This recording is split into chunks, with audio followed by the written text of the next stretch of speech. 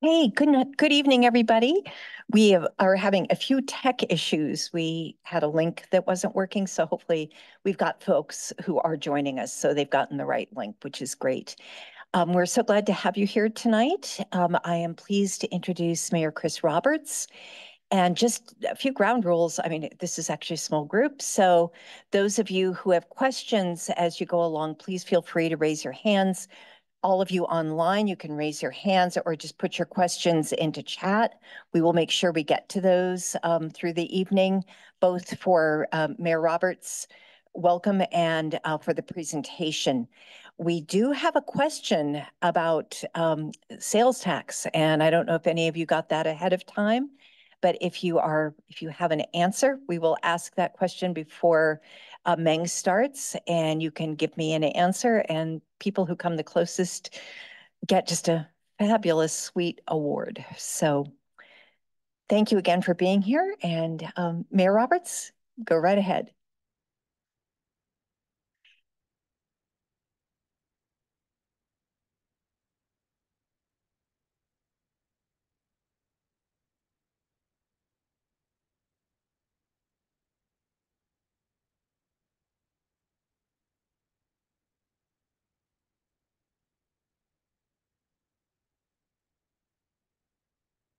Am I on now?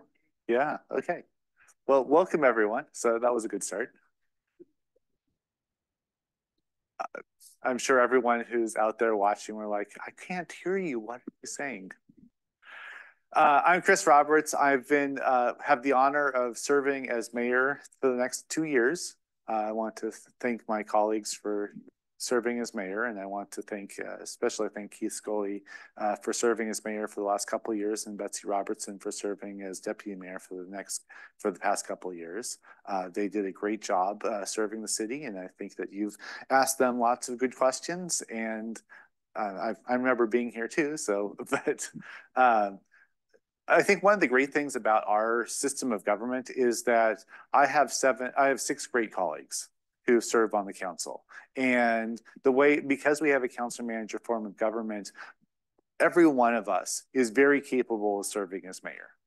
And we've seen this, and I believe in, and I think many in the council believe in rotation of serving as mayor. And I think that's good for leadership development on the council, because I think we are, as a council, much stronger when all of us take leadership opportunities, whether it's on the council, whether it's through regional or statewide or even national boards and committees. And so I think that's one of our strengths as a council, that we really want to be involved regionally. Many of our council members today are in Olympia. They are with the AWC Legislative Action Days. And so probably in about 15 minutes, they're going to be meeting Representative Ryu and Representative Davis over dinner and having a nice, long, good conversation with them about what's going on in Olympia and our legislative priorities. So they're out there, I'm here. I think I get the better end of the deal. I could eat at home and get to sleep at home. So I think that the question for today is budgeting, and I think I'll rather respond to many of your questions in terms of what questions you have. I have a list of talking points that I was given, and I'm happy to walk through them. But I'll say a few things about the budget before giving it to questions, so we're all sort of on a similar level in terms of understanding how our budget works. So our budget is a 2-year budget. So every even numbered year, we'll adopt a 2-year budget. And so we made that change a few years ago, maybe 5 or 6 years ago now, going to a 2-year budget. And we did that because it provides a little bit more certainty and a little bit more predictability for staff and for the council. In the past, when we did 1-year budgets, we'd have to, every October through November, we'd have to spend a lot of time just talking about what's happening in each department, and then making adjustments. And it was a lot of work on the council part, but also especially on the staff part to do that full budgeting process every year. And so going to a 2-year budget, it sort of evens things out and smooths things out over 2 years. So we know that in many cases, we have lots of projects that sort of bleed from one year to the next. And so having a 2-year budget sort of makes it so we can adjust for that and we know how things are happening and not have to sort of guess, okay, what events are going to happen in one year and what's going to happen next year.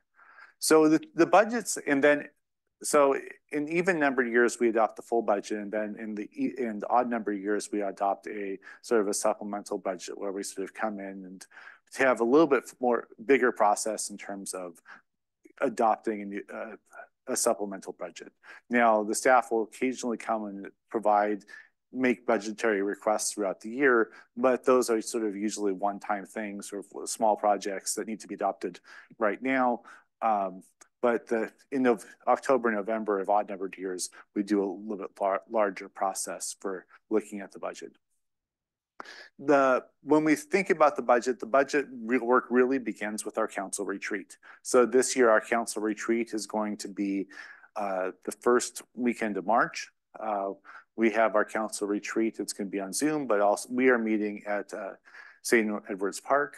And so we like to get it not too far away, but we like to sort of get out of sort of take meet outside of the chambers. We have a facilitator who helps run these meetings. And so, but because we're all council members, we sort of take off any kind of leadership title and we're all just equal and have the facilitator run that meeting. At these meetings, 2 things happen. One was that we have larger policy debates and discussions. So we get to learn a lot about particular topics. And then in terms of the budget, one of the big thing there is we set our goals and priorities for the year and for the 2 years. And so we will go in through and look and say, okay, these are things we need to emphasize and we want staff to emphasize, and these things may be finished, and so we're going to take them off staff's plate. And so we do that, and that's a very healthy discussion every year. But that sort of gives direction to the staff.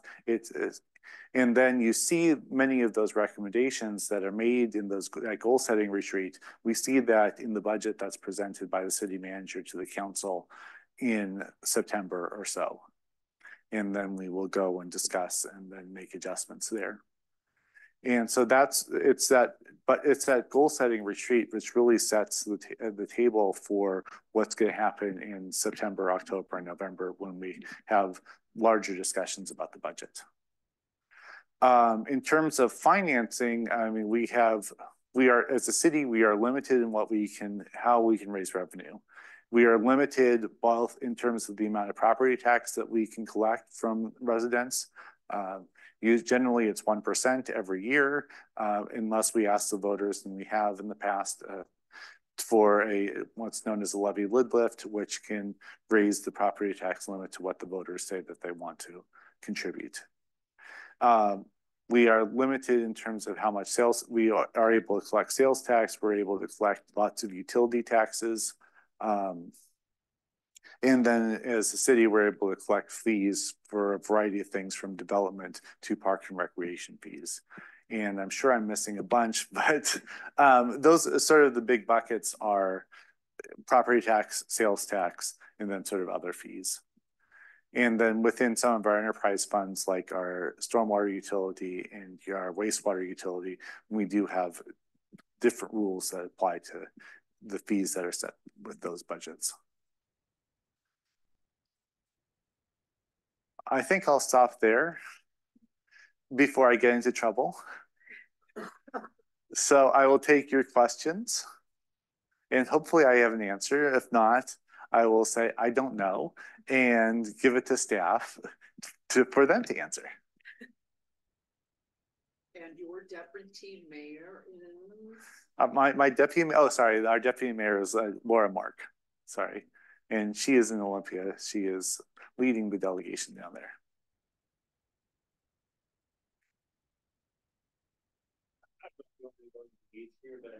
Just a second. Yeah, we need mics here. It's not just us, it's the. How many constants? We have 6. Thanks for being here today, by the way. So I'm just curious, like you mentioned property taxes and sales tax. Does that all go into like a general fund, or is it, earmarked? And like, can the city basically does the city have discretion on how they spend that? I understand for the fees, obviously, those are for specific things that it can be spent on. Yeah. Most of our revenues go into a general fund. There are some specific funds, but those are, compared to the overall budget, they're much smaller. In terms of what we spend things on, I mean, the largest chunk of money that we spend goes to public safety, which includes police and our court system, and then other operations. A certain percentage, and fortunately we do not have a large percentage, but a certain percentage goes to debt service for things like City Hall and other properties across the city, a couple other properties across the city.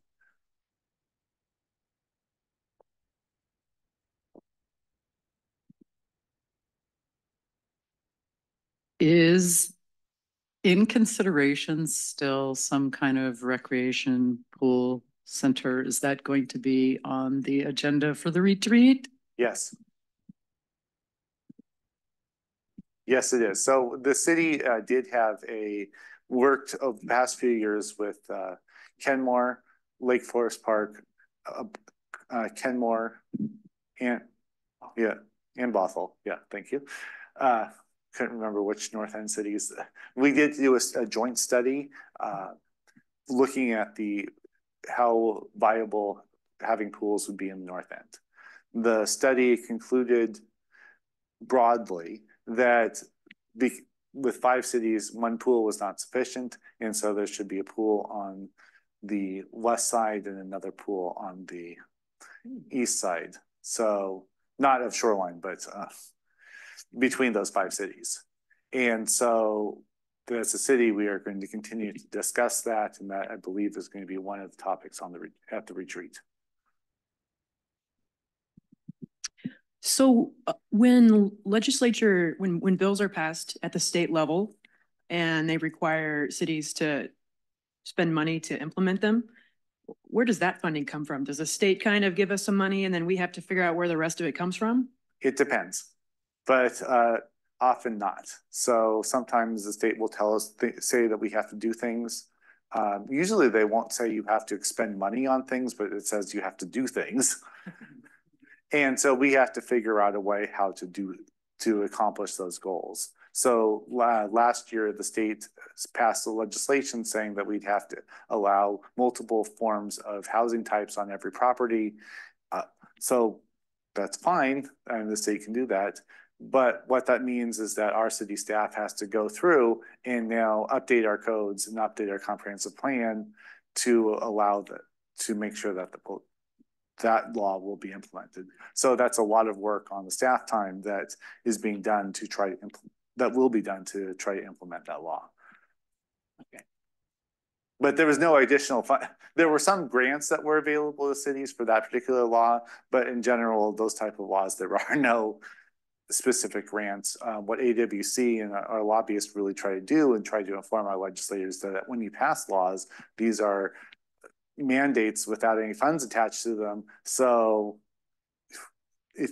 be careful what you ask for, because I mean, we know that, and I was talking to a bunch of mayors across North King County on yesterday. And they were saying, we don't have the staff to do all this work. We're fortunate in Shoreline to have a great staff. We have lots of, I won't say we have lots of capacity, but we have a decent amount of capacity to do some of this policy work. But the mayor of Medina was saying that we have one planning director, and that planning director left And so they're in the process of trying to bring someone new on board, and they still have to comply with these laws that the legislature passed. Okay, I have another question. Of course. I saw something also on the state level that was maybe a bill that's about to be introduced or something like that about red light cameras. Do you know anything about that? And is that kind of on y'all's radar?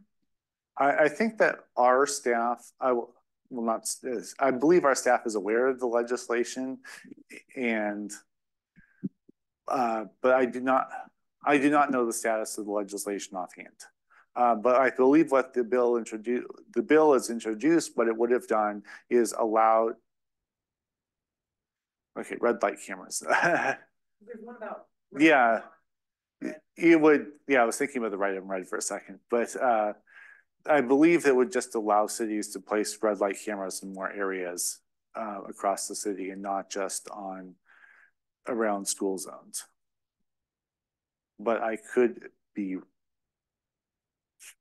this is where I'm on that edge of the cliff, and I could be saying things incorrectly. I'm more familiar with the red light, turning right on red law that was introduced last session, but is not did not advance.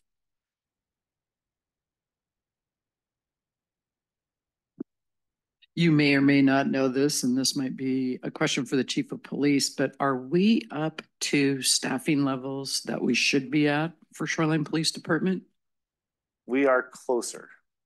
So the police chief came to our meeting 2 Mondays ago, and we had a discussion, and she said that we had filled most of those vacancies that we're way up from the low that we had at the end of 2 years ago. So, and there's more people in the pipeline in terms of coming into King County.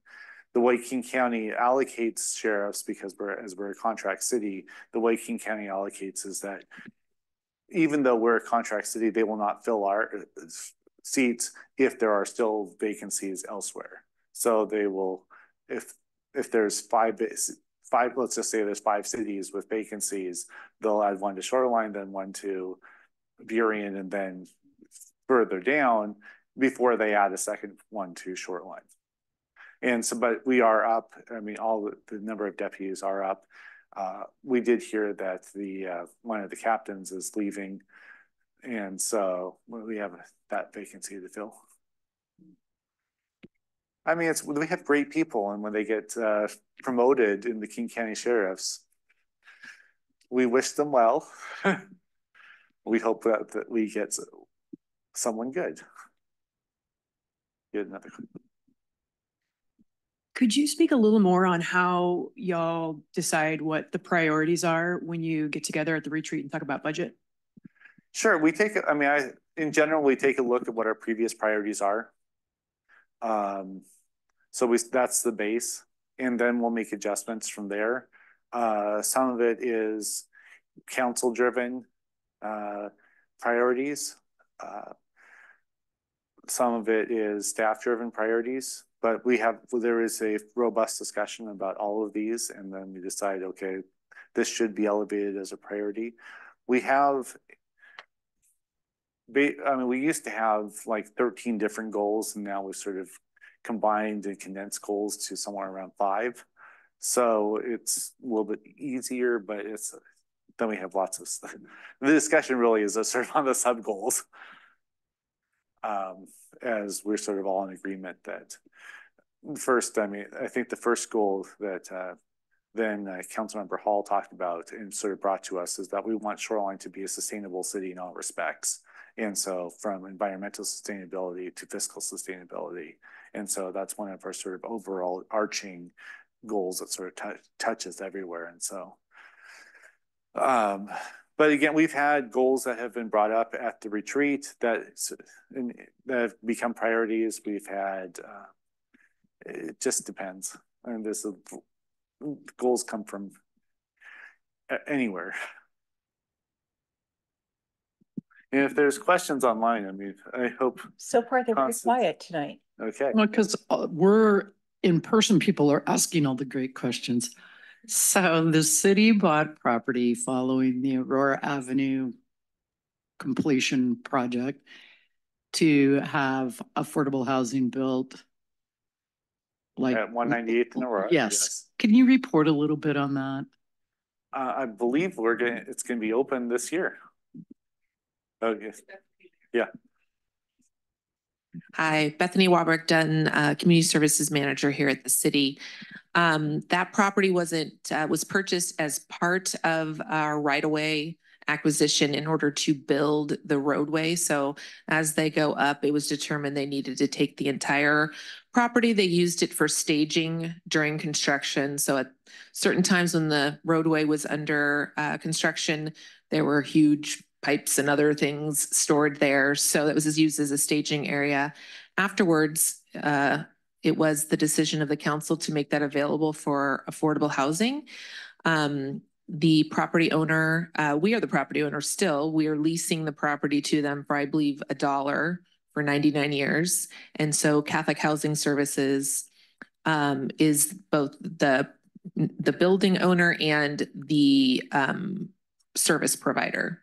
So there is a mix of required veterans, and I believe everyone is either at 30% of average median income for King County or 40% of average median income for King County. So when folks get moved in there, it is permanent supportive housing.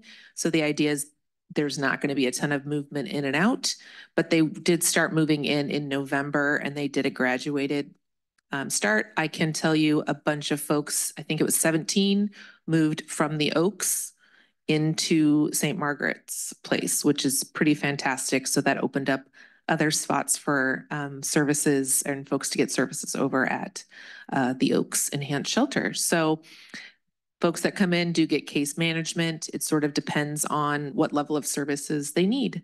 But the way to get into that property is through what's called coordinated entry.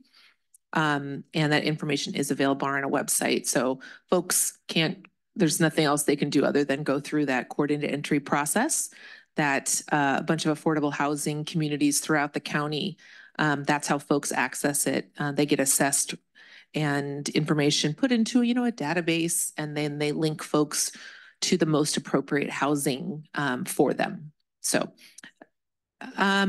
it's not like Section 8, because with Section 8, you can actually go to market and rate and all that. So this is site-based, but the idea is to get to not have users or residents self-select into programs, but to connect those that are seeking housing and have affordability or other issues that make them harder to house.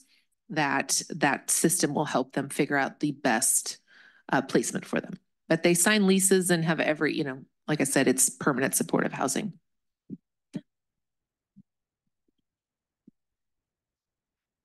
We are close to time here, and we've got you will be getting so much information about budget in a few minutes. Any last questions for the mayor?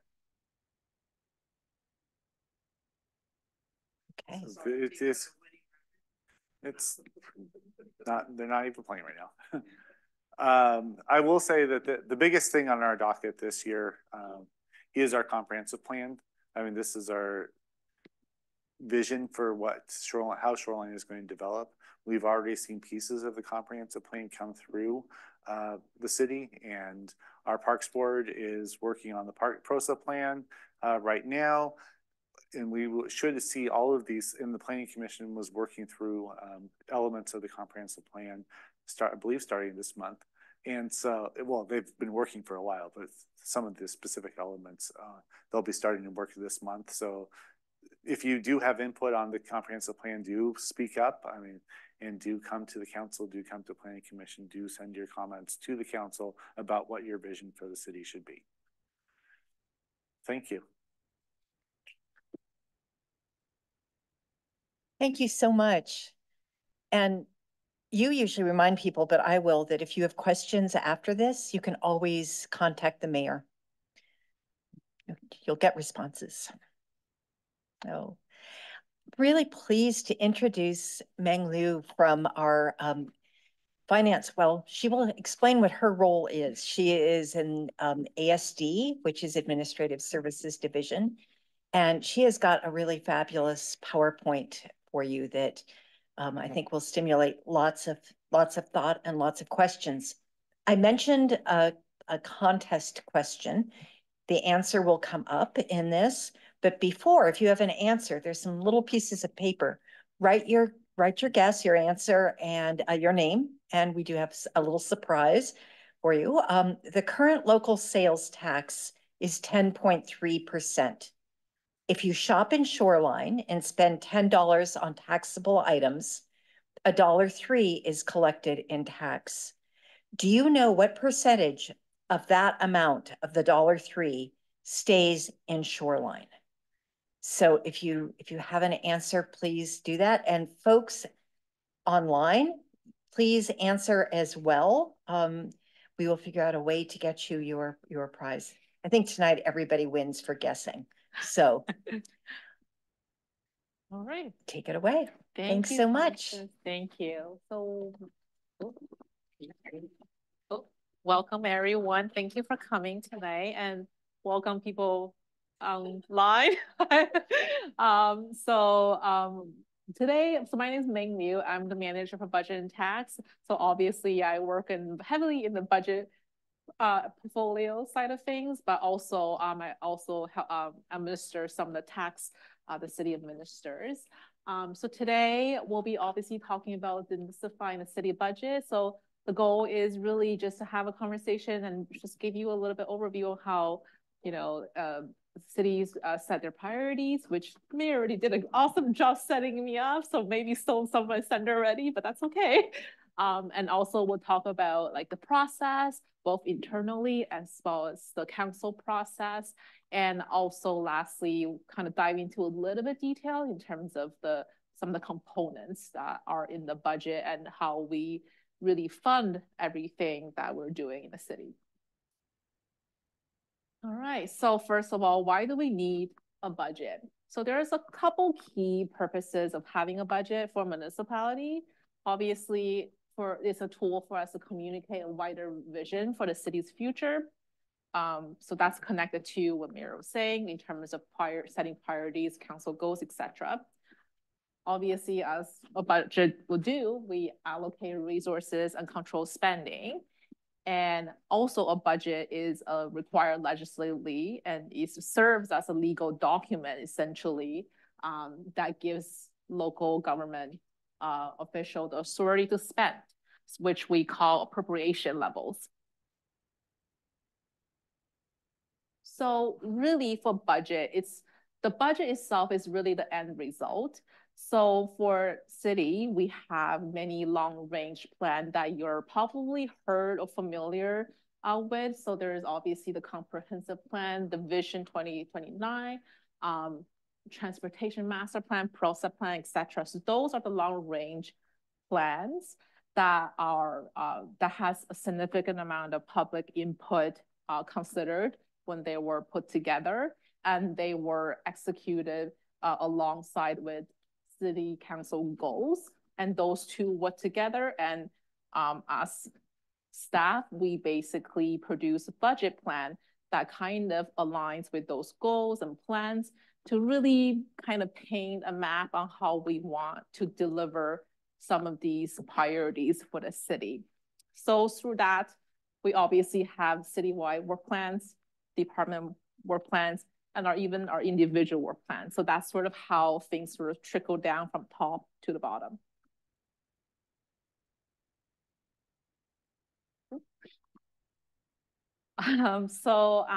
Currently there is 5 council goals. So obviously these information is available on the city website. There are many individual actions that are sort of falls in between all the goals.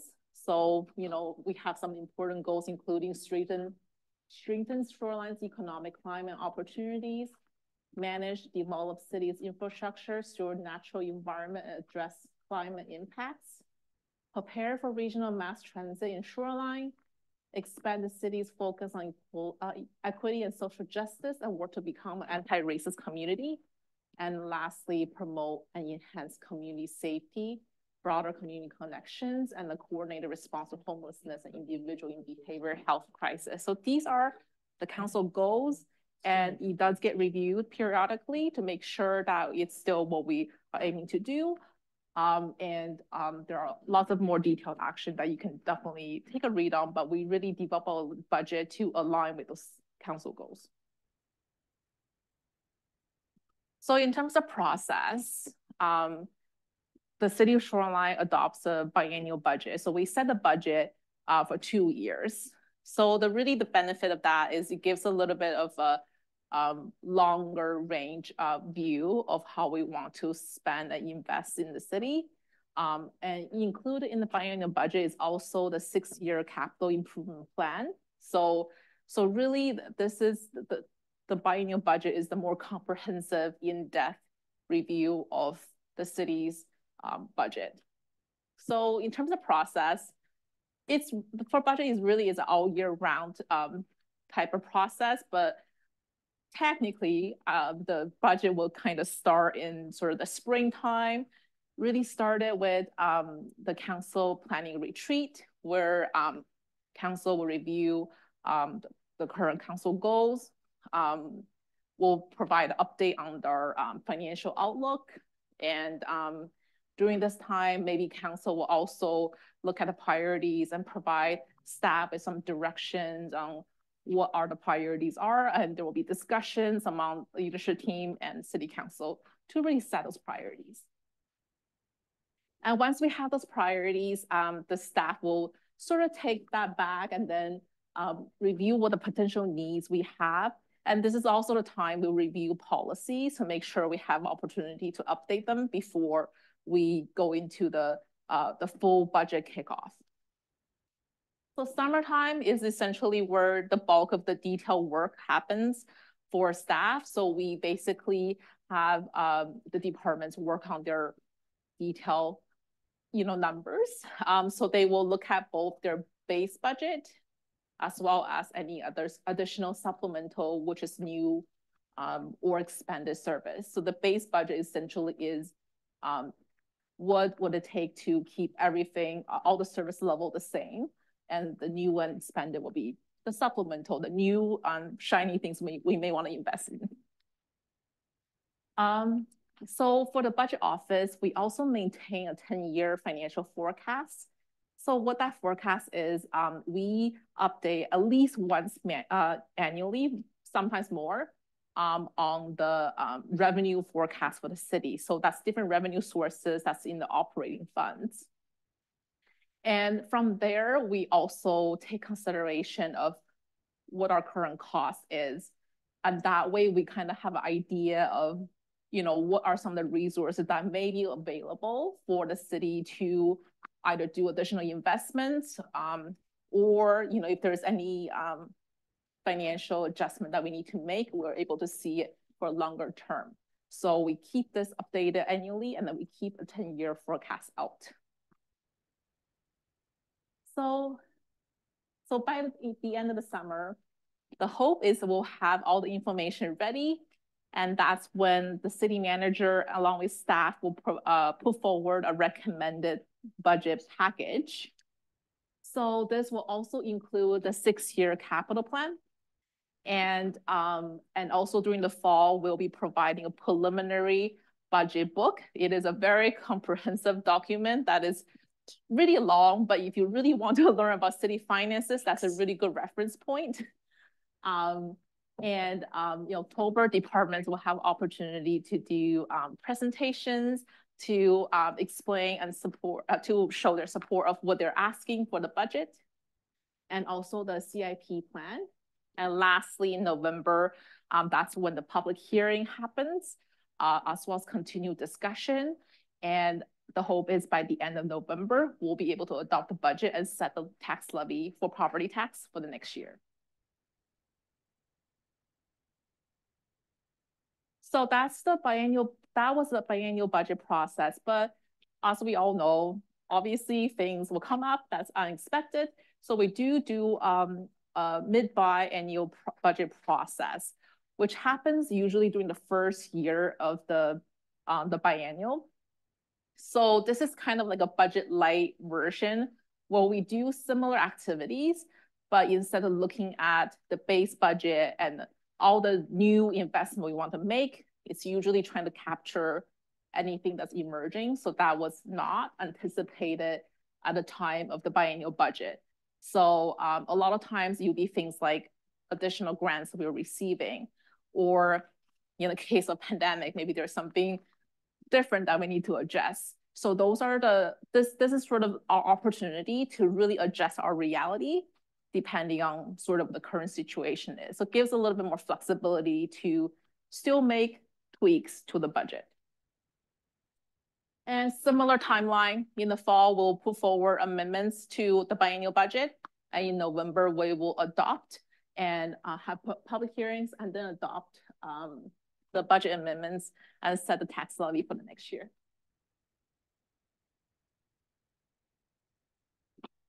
So everyone's still good so far with the priorities and the budget process? Still tracking? Okay, awesome. So for our budget, we have some guiding policies. I'm not going to go through all of them because you can read them in our budget book, which will have a specific section on this. But I will just go through maybe the first four.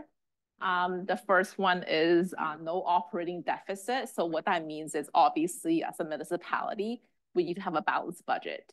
So so that's sort of a legal requirement. But in addition to that, the city also obviously updates our long-term financial forecast to make sure that our revenue expenditures are sustainable for a longer time period. There will obviously be times that we have more revenue or more expenditure, but we want to make sure in the long term, we're still making decisions that are sustainable, that does not drive the city into a accumulated deficit position. So resources greater than estimate. So what that means that if in a year we have more funding or resources, we usually try to pair that up with one-time expenditures, just so we don't overcommit ourselves to things that we cannot sustainably fund in the future.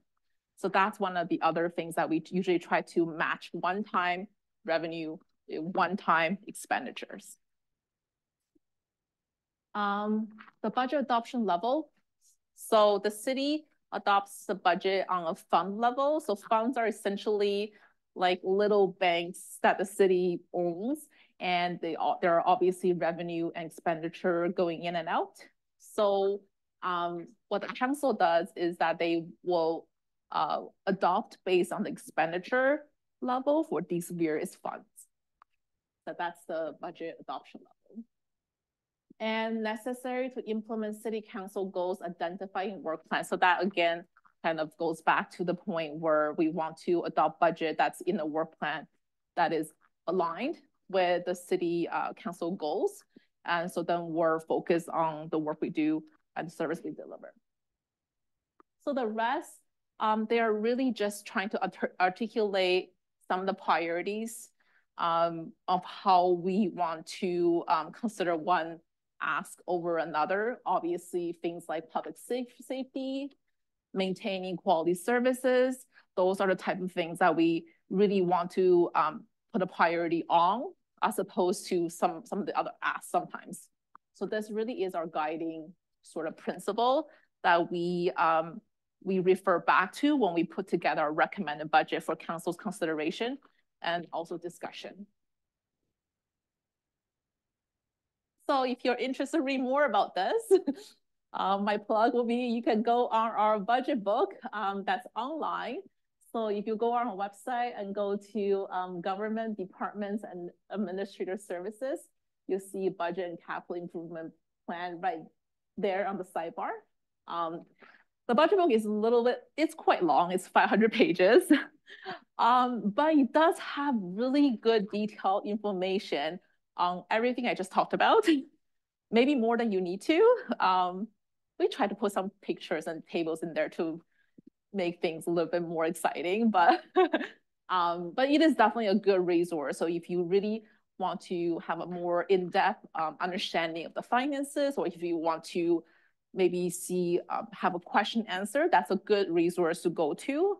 And yeah, and obviously if there's any questions, always reach out to us. We're happy to point you to the right section in particular or answer your questions.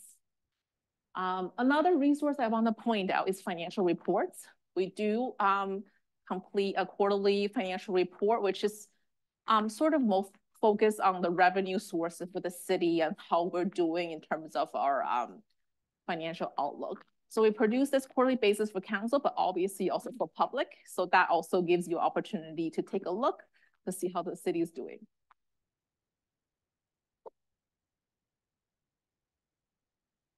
All right. So now I'll get into some of the more detailed part of the budget. So as I was saying, the city's budget is made of many little banks.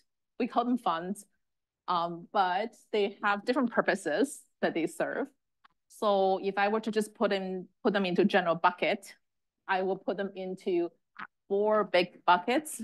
So operating funds, capital funds, enterprise funds, and other funds. As you can see on this pie chart, obviously operating funds and capital funds are the most, I guess, dominant portion of the city's budget.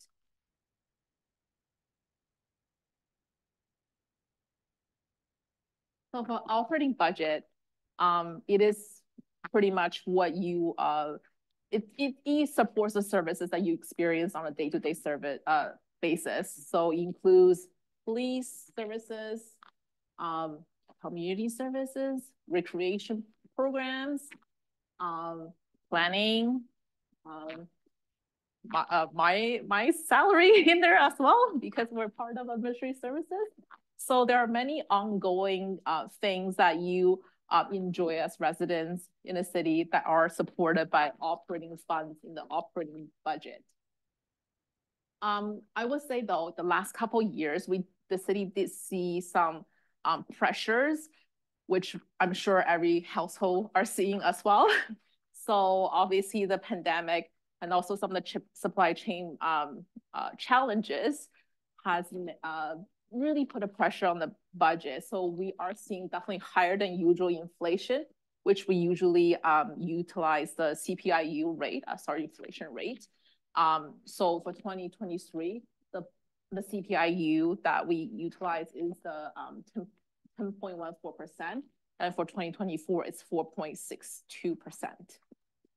And with the higher inflation, obviously the COLA, the cost of living adjustment, also is higher than usual.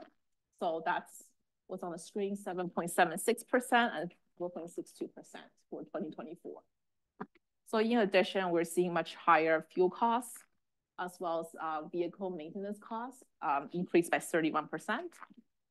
And the liability and property insurance is also one area that we see a bigger jump with a 60% increase over the biennium.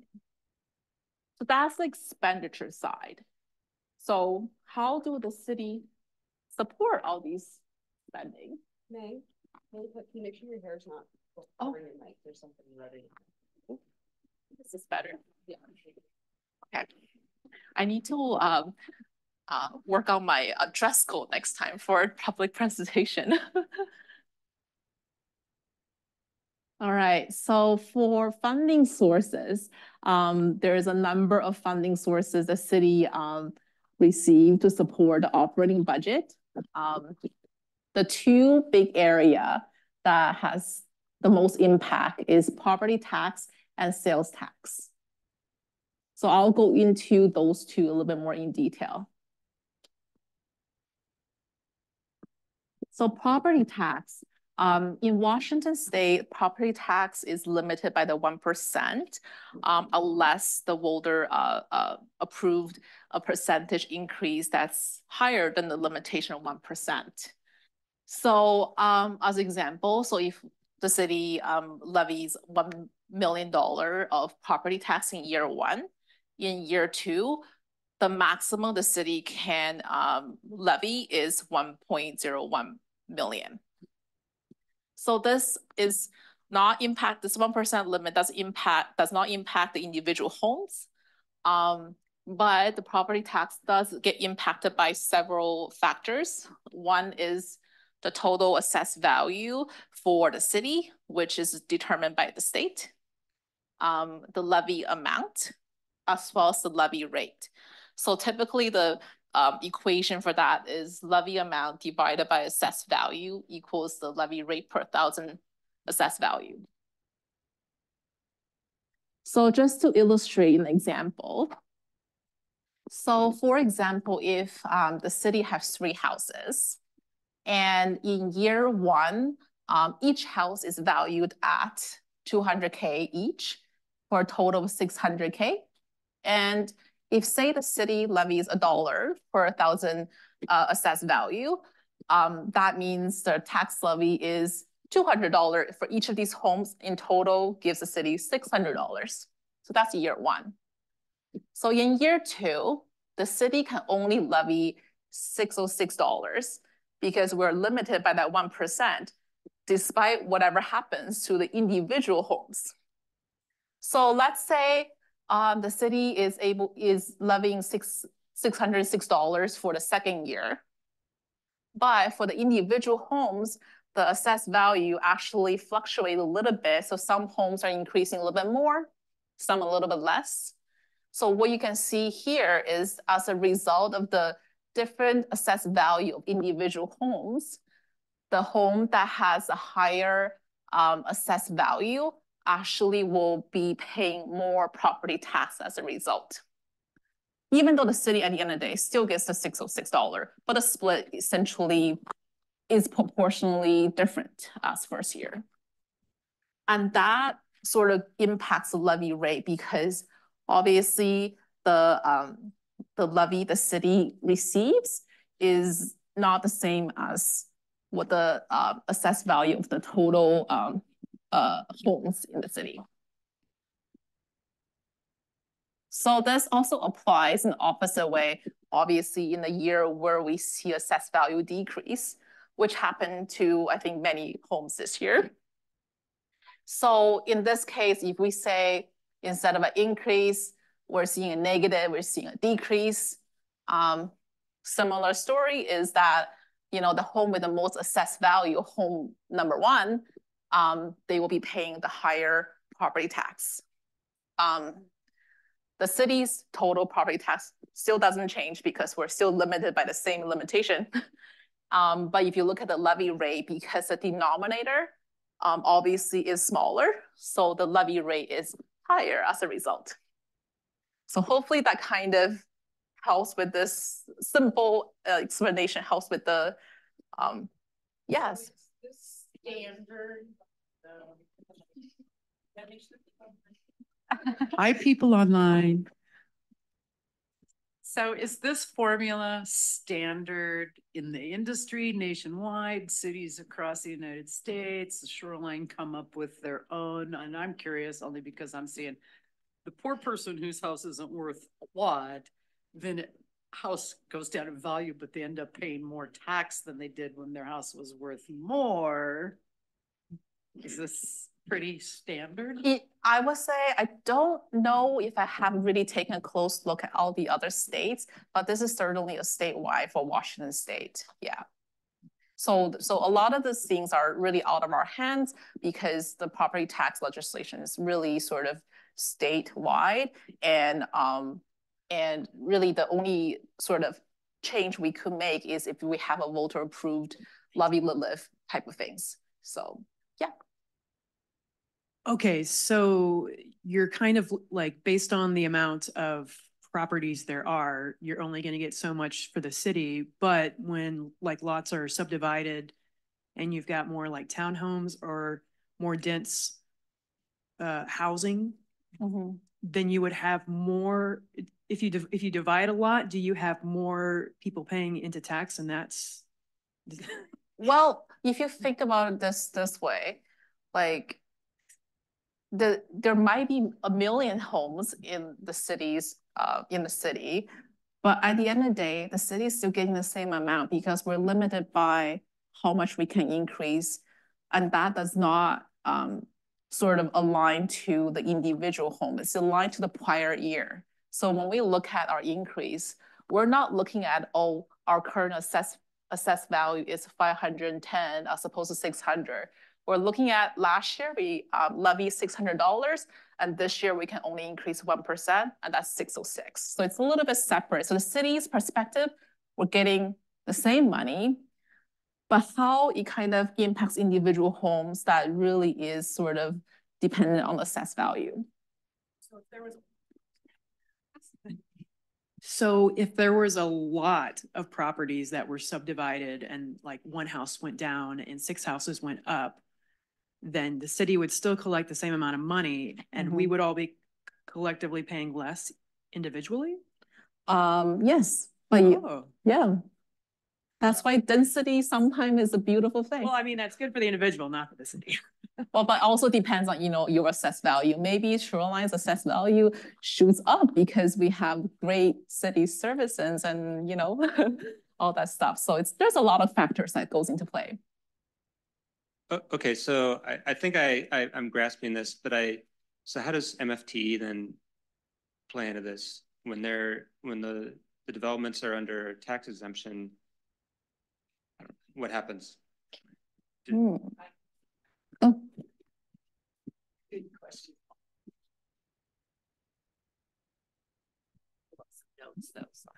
So MFTE is one of the programs that we have a staff person, but I do manage within the program. So what that effectively is, so I'm going to use round numbers because I'm not in finance any longer and I can only deal with round numbers. So let's say a property is worth $1 million before they come through and rebuild and redevelop. If it's worth $1 million assessed value, they build 100 units, of which 20% have to be affordable.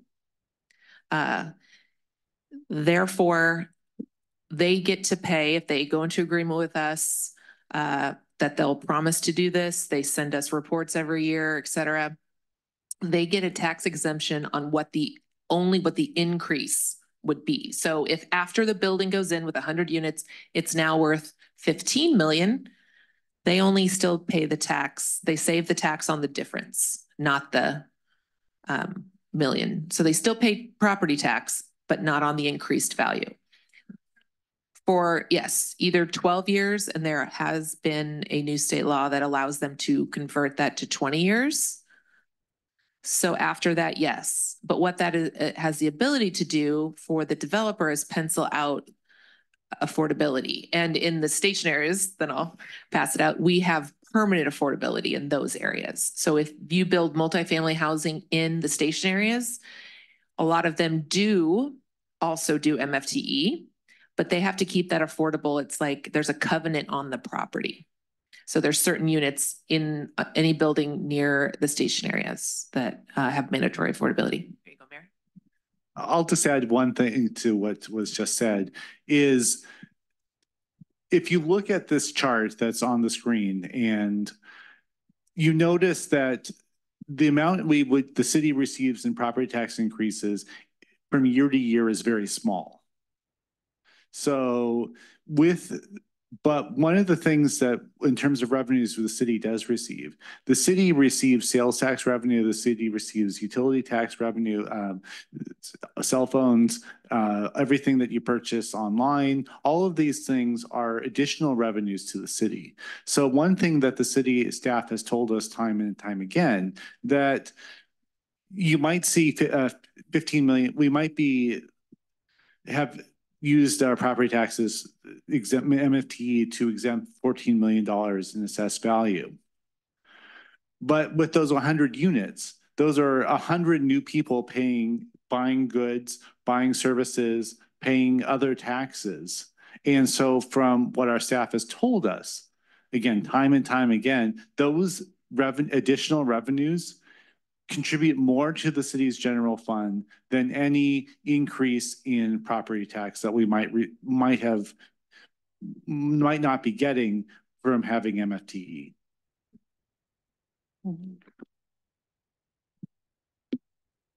However, you have to have the services and the goods in the city for that to be a decent trade-off. So just a comment.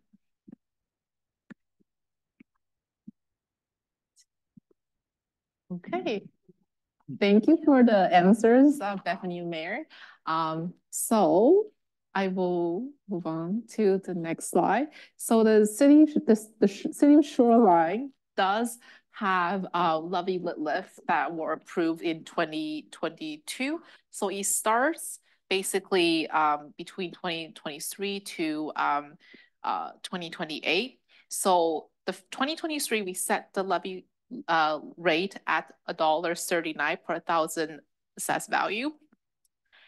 And basically from 2024 onwards, the property tax levy increased by the CPIU. So that's why you're seeing 2023 to 2024, we are looking at basically a CPIU increase, but because the assessed value for the city overall decreased, so that's why the assessed value per thousand assessed value went up, because the denominator has shrinked compared to last year. So that's what I sort of want to illustrate in terms of city, where we're still experiencing the expenditure increase from the pressure of the inflation, but at the same time, the denominator could play a factor in how you may look like for the assessed value. So in addition, one thing I would say is whatever you're paying for property tax, for each dollar, the city doesn't get all of it. We get 16 cents out of the dollar, and actually 2 cents of that is utilized for the parks bond that were also approved in 2022. The rest of the dollar sort of goes to the county, the school districts, the fire district, other tax districts that are sort of in this area as well. So, so the city is getting a portion. I mean, this is the previous year's split, but this year should be generally about the same. So that's just kind of, yep. Question, thank you.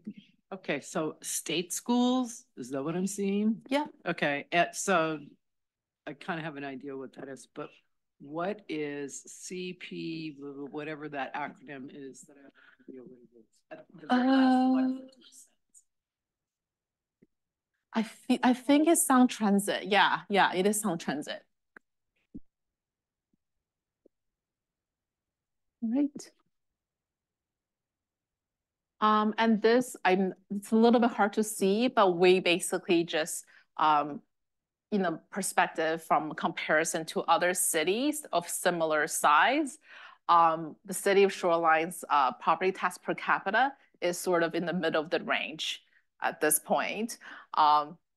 We don't have the 2023 data yet because we're probably still waiting for that information to come out from 2023 that just finished. But this is probably where we generally will still maintain and be in terms of property tax. Any other questions on property tax before I move on from this topic? No? Good. None from chat. Okay. All right.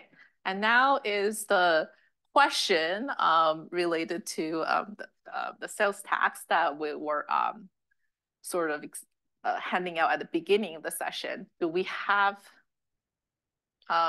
We didn't. Boy, people online tonight are very quiet. Oh, so okay. no guesses, but. Okay. Do we have guesses in the room? She copied off of my paper. I wrote down. Okay. 20%. Any other guesses? Sorry? Okay, 10%. Any other guess from the rest? Without going over, or I can't give you that answer. You don't get everyone's on even playing field, you know? Oh, okay. Well, the answer is 9.71%. So yay, you win the lovely, mysterious. You all win. Prize. But you all win for being here. Yay. And really what that is if you look at the sales tax, a lot of it doesn't really come to the city. A lot of it does go to state. I think state gets 65 cents out of $1.03. And the rest, county, Sound Transit, the city splits the rest of the 38 cents. For the city, actually the 0.2% is related to that is designated restricted for sidewalk construction. So really what we could use for just general sales tax investment is a lot, probably even less than the dime you're seeing there. So there you go, that's sales tax. In terms of sales tax per capita in the comparable city chart, we're kind of in the middle lower range at the point of 2022. And sales tax is still seeing some good strength, but we're definitely seeing some slowing trend in the sales tax revenue in the last year or so.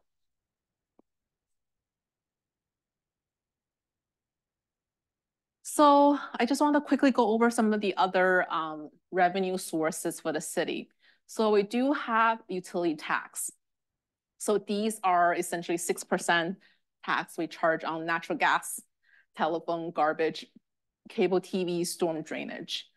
So that's one source of the taxation the city also receives. In addition, we have additional fees in the form of franchise fees, which includes water, sewer providers, and cable TV providers. So they're also in the 5 to 6 range.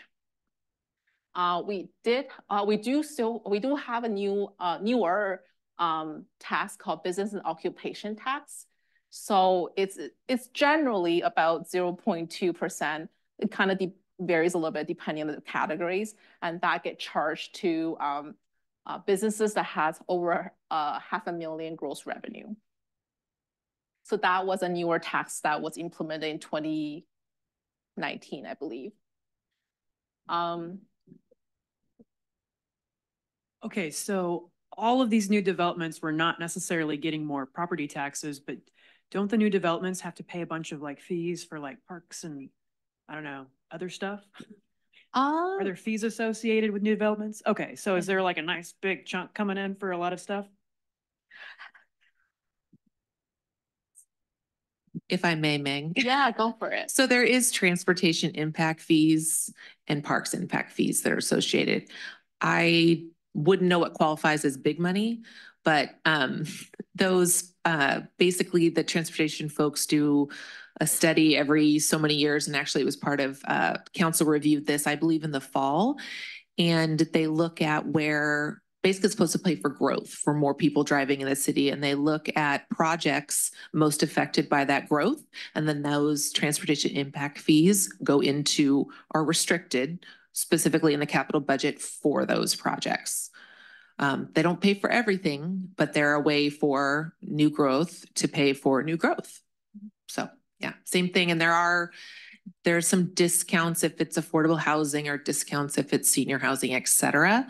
And those fees are set on a yearly basis. And again, Meng has mentioned this several times. There is so much good stuff in that budget. If you could make it, I don't know, it's hundreds of pages, but and we do look at a lot of different cities' budgets, and I think we do a really good job of laying all the information out there, but there are fee tables and other things you could go take a look at and see what exactly the impact is. But yes, we do have impact fees.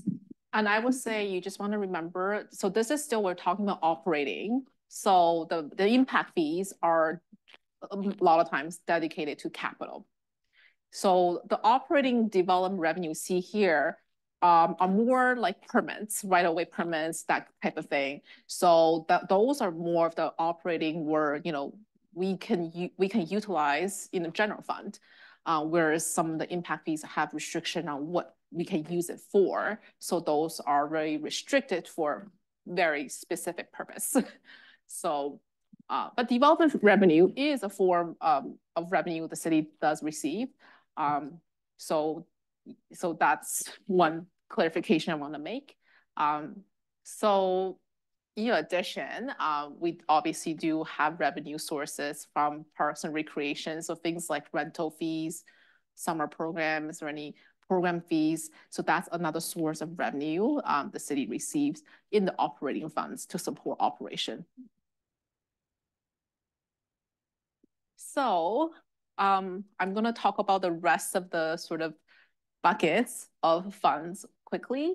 So for capital, there are generally two big areas that are capital. One is transportation, so that includes sidewalks, any major transportation projects.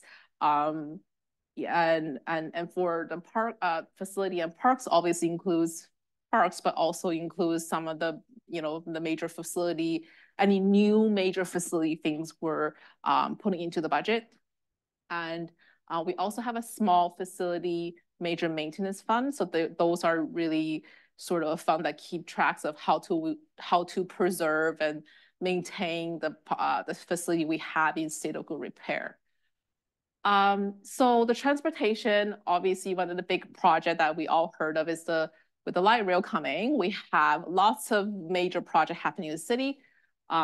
We have the 145th Street corridor and the I-5 interchange and the 148th Street non-motorized bridge. So these are all in construction phase at this point. And the good thing is last year we did receive a really great grant from federal government. So that's in a total of $20 million.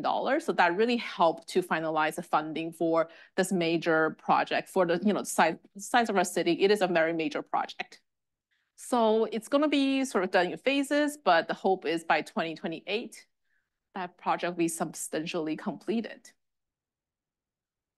In terms of the parks, one major project or projects is obviously the parks project where we have, with the voters' approval in 2022, issued 38.5 million parks bond to really do this work of park enhancement and also adding new parks. In total, I think there's 8 parks in total, and they're sort of divvied up into 3 bundles. The first bundle is in construction mode. And then we'll have the second and third bundle sort of being constructed in the later of this year. So by the end of the year, we're hoping these projects will be substantially completed and we'll have some new beautiful parks. So the other bucket is the enterprise fund. So these are essentially almost acting like its own individual business. They're the utility funds. They're very restricted. So the revenue these funds receive can only be used for its ongoing operation and capital plan. So they're pretty much its own funds and has to be only utilized within its own fund. So 2 enterprise funds we have is wastewater utility fund. So the city assumed runoff wastewater in 2021. So at that point, we sort of build the budget for the ongoing operations as well as a capital plan. The other one being the service water utility fund. So similar to all utility funds, the revenue source is utility fees as well as grants and bonds. And the city administers the fees through contract with King County to collect the fees via the property tax assessment. So the other funds, they're very important too, but they're more for sort of the supporting the other operations. So we have debt service funds where we sort of have accumulation of money to pay for any long-term debt. So examples of this includes we have repayments in for the Walter approved parks bond. We have bonds issued for the city facilities, etc. So internal service funds are more of funds that supports other areas in the city. So example of that will be vehicle operation and maintenance fund, where all the vehicles and equipment sort of get kept together and sort of recharge to the city across the board. And we have also the equipment replacement fund where we try to keep a reserve and forecast out, you know, how we can replace some of these equipments down the road. So those are small, but they're also have a very specific purpose. Oh, do you know, do we own our police vehicles? I believe that we don't. Okay. It's the county, because we have contract service Right. with the King County. I wasn't sure because it says Shoreline on it. Oh, well, they have like a vehicle, they have a fleet, and really sort of, you know, they include the cost of what that fleet is in the contract that charges us. Yeah. Which is good because then we don't have to worry about maintenance and operations of those. So when we have certain positions, the county provides us an all-in price, which includes all the benefits and equipment they would need and a vehicle. So we don't, they put so many miles on those cars. Yeah. Yeah. Any other questions? All right. No? Okay. So we do have a budget simulator. It's a form of Excel sort of sheet. We can send it to anyone who's interested afterwards. But I just kind of want to sort of go through sort of some of the, I guess, dilemmas or thought process that could happen in like a budget scenario. So for example, if we have 100% of budget, but in one given year, what will happen if we have 10% more? What will happen if we have 10% less? So in a scenario where, say, Derek is very passionate about environment, he loves trees, and probably even more so about addressing regional homelessness crisis, what will Derek decide on this trade-off? Let's just say this is, you can really not really see here because it's very tiny, but this is sort of how the city is sort of divvying up the budget.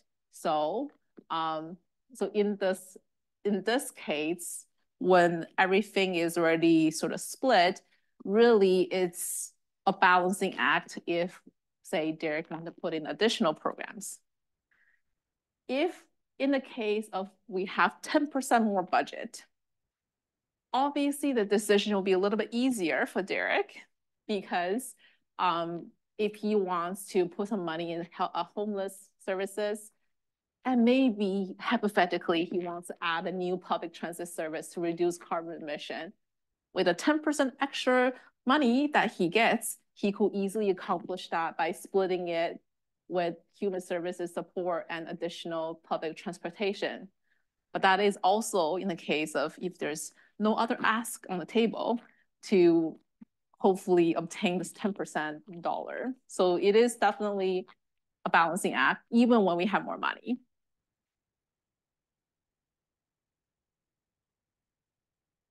Oops. So if Derek has 10% more, if he put in money in those areas, obviously there will be positive consequences for those areas. Maybe there will be a reduction in homelessness, and with the car sharing or whatever car sharing program that's being implemented, it reduce the carbon emission. So just curious if in the room, if there's any programs, if you would have 10%, what would you want to invest in? Homeless housing, homeless housing, vocational training, okay. Cut more trees? A couple of more. Oh, a couple more trees. Oh, okay. Cutting trees can be, yes, more trees is great. Yes, yeah. Yeah. See, like, for those asks, they're not obviously the same as Derek's. You're gonna have to argue, well, not argue. You have to have a very meaningful discussion when you're proposing those other ideas to, you know, internally and also to council to see how we will be able to allocate the 10% extra budget to these new things we definitely will want and have a very specific purpose for. So what if you have 10% less? Maybe in Derek's case, he will have to painfully decide to cut, maybe reduce the maintenance parks and streets. Maybe he will reduce the teen summer programs or maybe community court funding. So there's obviously consequence of that. So if in those cases, maybe the grass is yellow more often and, you know, we'll just have to be more vigilant about picking up, you know, our dog, after our dogs and such.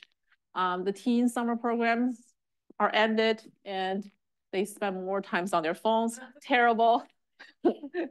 And obviously, if there's no community support, some of the community engagement are delayed, and there's obviously, if we don't fix the road, we'll see more potholes. So those are sort of the consequence if we don't really have enough budget and we have to pick where to cut. But obviously, that's also sort of a balancing act because maybe the audience here have other things they would like to cut that, you know, that you believe will be less detrimental to the community. So I don't know if anyone has any great thoughts. If you were put in a position that you had to cut services, what would you cut?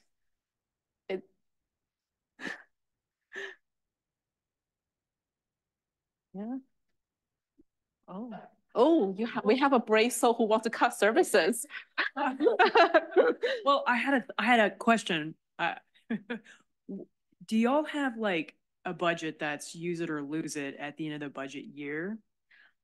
Typically there is an opportunity to carry over budget if, say, a program is in the middle of you know, being implemented, but it doesn't apply all the time. So I would say it's most likely, you know, for operating budget, if it's just things that are sort of annual, like say office supplies. If you don't use it all, you're gonna lose it in the next biennial. And would your budget be reduced? Like if accounting had like $10,000 and you used 9,000, would you buy another $1,000 of calculators before the end of the year? No, we do not encourage that. Good answer. That's why we have the carryover process, right? For if it's like, say, you get a grant money to run this program and you're halfway through, we don't want you to stop halfway through, right? So we obviously want to make sure that you finish the program. So we carry over that. But if it's something that, you know, you're not going to use every year, we're not going to ding you the next year for not spending it. We're still, when we look at biennial budget, we're looking at the base. Obviously, some factors does come into play on how well you're spending it. But at the end of the day, it's more sort of based on what your new assumptions of how your next 2 year will go to maintain the same level of service. So it's not going to be something we'll say you didn't spend it last year. This year, you're just going to get like this much less because every year could have different situations, right? So yeah. So I see nobody wants to cut services. So, so that's really the dilemma we have, right? In a downturn environment, it's really challenging for us to pick what we can give up compared to, you know, if we have additional money, what we can spend on. So, so obviously, budget process is a lot of these hard decisions too sometimes. So if you're interested in seeing our Excel simulator, we can definitely send it to you so you can click around and play around with it. It is a little bit finicky, but it definitely has some great insights and, you know, a fun thing to do if you love Excel. So last thing I want to point out, if you want to be involved, obviously this is a great opportunity, and I'm sure there are many things that you can also be involved in, but I will point out a couple resources. So obviously being on a volunteer citizen advisory committee is great. Being participate in Parks Tree Board or Planning Commission is another great opportunity for you to have your voice heard.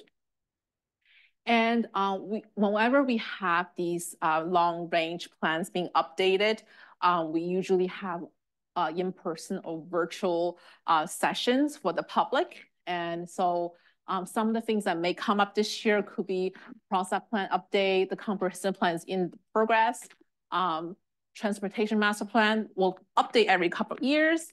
And then the surface water master plan will be some point this year as well.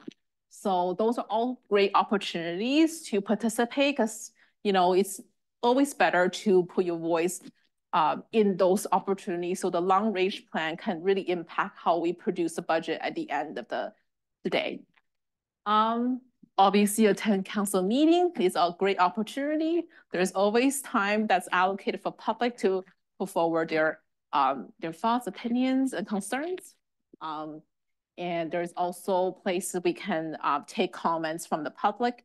You can go on Engage Shoreline to put in any comments you have on any current, future projects.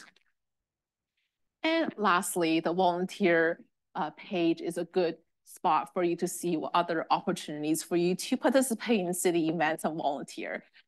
So those are some of the resources that hopefully will get you sort of more involved, and hopefully we love seeing great input from the public too that helps us to understand what we could do better. And with that, that's the end of my presentation. Any other questions from the virtual world as well as the in-person? I do have a little bit off topic, maybe, but I'm wondering, do you have, can you help me understand, I'm looking at this, the school boards or the school district's budget, and they they have a target to maintain a 4 to 5%. It's the it's the unreserved fund balance as a percentage of expenditures. Is there something similar that the city does as well? Yeah, we do keep a couple contingencies for sure. So usually in our operating budget, and I'm sure I don't know if Christy online will have, she's our budget analyst who will probably know the exact number, but usually we have a operating contingency that we set aside to, which fluctuates based on revenue. So if you have more revenue, we'll set aside a little bit more for operating contingency. I don't have the exact percentage in my head, but we do have that. And in addition to that, we have a separate fund that's called Revenue Stabilization Fund that we also sort of keep a reserve of money for sort of a rainy day if, say, there is a drastic economic downturn.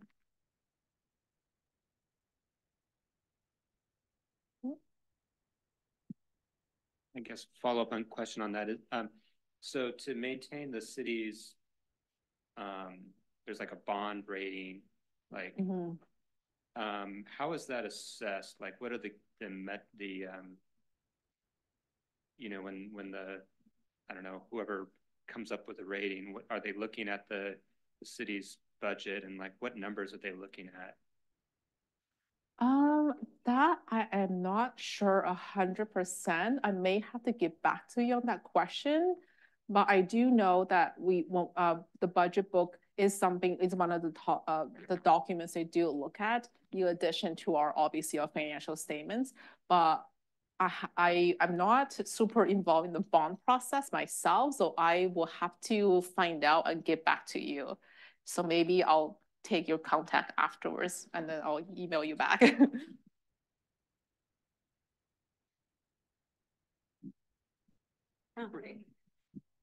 If we have a balanced budget every year, do we have any like debt from big projects that we pay back, or? So we do, like borrow money. So if we have debt, it's a form of expenditure, right? So we do it a lot, and it usually happens in those like one-time big capital projects. So we'll have that projected out sort of in our capital improvement plan. Yeah, so that money is sort of planned out. And when I say balanced budget, sometimes we'll utilize. So every year one year we may have more revenue. So the extra revenue we get, if we don't use it, it goes to our fund balance, so sort of your bank balance. So in a year when we have more expenditures, you sort of utilize your bank balance. So there may be years where there's those fluctuations. This is why we keep a good balance at the end, just so we can handle the fluctuation of these up and down. So in the grand scheme of things, we're still sustainable, even though in 1 year we'll have a bit more resource left. 1 year we may have a little less. So that's sort of kind of, hopefully that helps with the operating side as well as the capital side. Does that help? Yeah, I was thinking like for a big capital project, Mhm. like the police station, we like borrow money from somebody and pay it off in installments each year, and that those installments would be part of the annual budget? Yep. Oh. Yeah, I'm just pulled up the budget and it said for 2023 to 2024 biennial budget, our debt service is listed at a little over 12 million. Mhm. So for where that exactly is going, we could find, I'm not sure, but yeah. We don't usually for like roads capital projects, that's not something that we would bond, like the council can bond and then pay it back, Yeah. but that's not something we usually do. We would not do, I don't think we've ever done for like a roads project. Usually those are roads capital funds. And as Meng mentioned, we have been pretty successful at grants, grant funding. So that's been a way to bring that federal money back here. Yeah.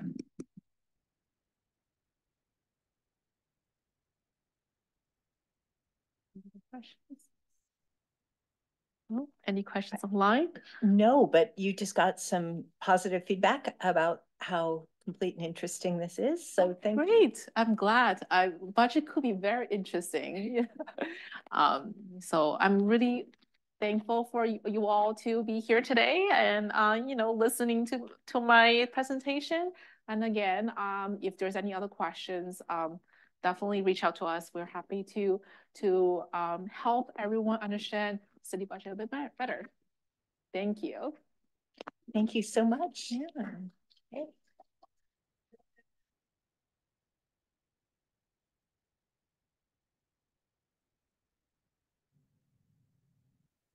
Okay, I have some goodies for everybody.